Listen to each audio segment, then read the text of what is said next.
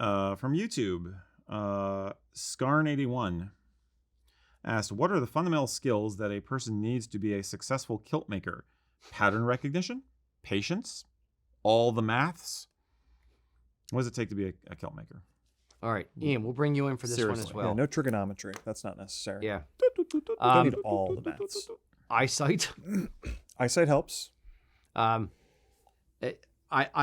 jest when I say this, but I'm not being colorblind.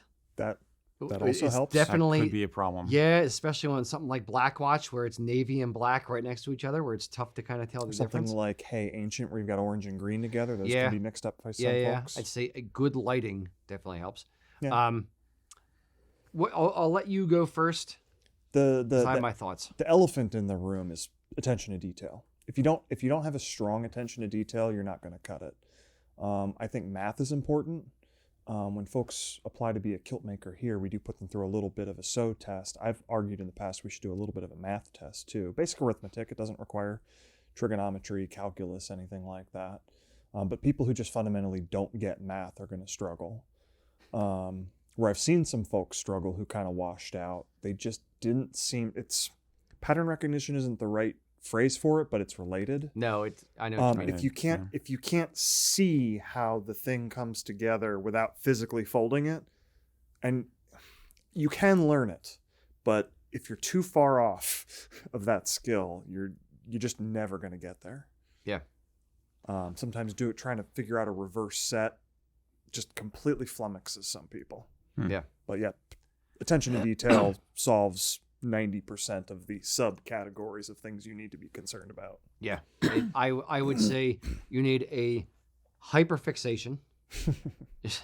You need an attention to detail as part of that. When we do our interview for kilt makers, we'll bring them in, A, make sure it's a culture fit first. And then B, if they pass the culture fit round, we bring them in for a sew test where we actually sit them down. We say, okay, here, cut out this fabric and do this thing. And we just kind of put them through the paces a little bit, see their comfort level on the machines and that kind of thing.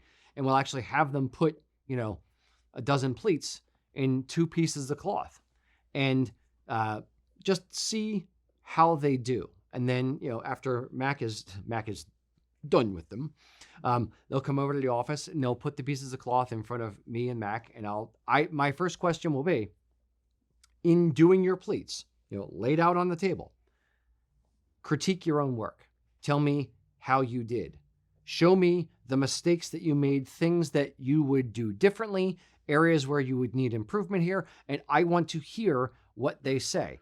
Do they recognize when their pleats have stairs? So when one line matches the next, is it up or is it perfectly in line?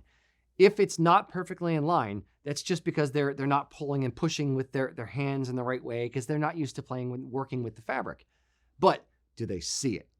If they can't see it, that's a problem. So that's an attention to detail thing that they have to have. You can work on the fine motor skills to develop the ability to make it straight. Yes. You're right. If you just don't even see it. If you can't see it, I can't teach it. I can show you where you did wrong or where it needs to be improved. But if you can't see it yourself innately, that's a problem. So I would say comfort level with a machine, which you can learn over time, but attention to detail and being able to see a pattern, being able to see how to pleat something to the set. A comfort level with working with the cloth are probably the bigger ones for me. Erik, anything you can think of that Ian and I missed? You're not a kilt maker, but you've been around them enough. Sense of calm, because it is something you have to be the kind of person who enjoys what some people would consider tedious work. You have to be a person who can get lost in the process of doing, something that, a sculptural activity like that, I think. And there's something said for that, just being able to go into the zen of the craftsman. Yeah. There's something to that, though. I think you can learn that. Yeah. You don't have to inherently have it. Yeah, and I would also say I would minorly disagree with you on the math thing.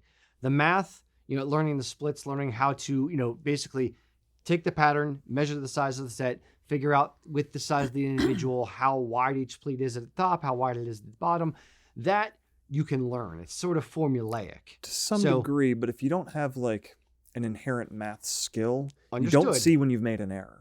Understood. Now, figuring it out for yourself Mm-hmm. and how to, Mac and I, in starting, like when we taught you way back, back in my day, when we taught you, you didn't come in and we said, okay, here's the fabric, here's the guy's measurements, Ian, make it. Mm-hmm. We taught you how to do the split and how to do the math. Understanding it is a huge step up.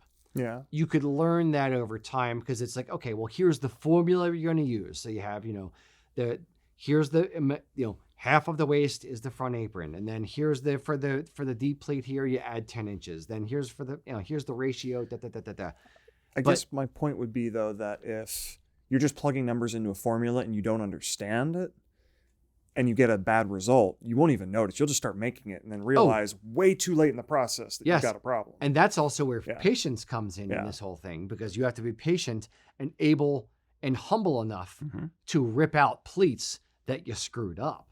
Or just say, well, my math was off. Why is this end result? I'm now at the end of my fabric and I'm 3 pleats short. Why? Dope. Figuring out, okay, yep, I did the math wrong. And then taking out all of that work you did carefully so you're not cutting the fabric, Natalie. And don't get me started. So called her out by name. That was ages ago. Ouch. Deep cuts, USA. Yeah, but that was From the like 10. top That was like rope. 10 years ago. That was more than 10 at this point. Yeah, it's fine. It's fine. But but it's learning to be patient and really, really focusing on the tiny details. And if you screw up, not freaking out, staying calm, staying level, and saying, okay, all right, I just have to do this part over. It's not good enough. It doesn't meet the standards, So I'll add one more to the category here: quality standards. It's attention to detail and standards of quality. You have to figure out what is your tolerance for good enough. When we first started, what we tell our kilt makers here is it's a thread and a half. So if your kilt pleats are more than a thread and a half off, you have to tear it out and redo it.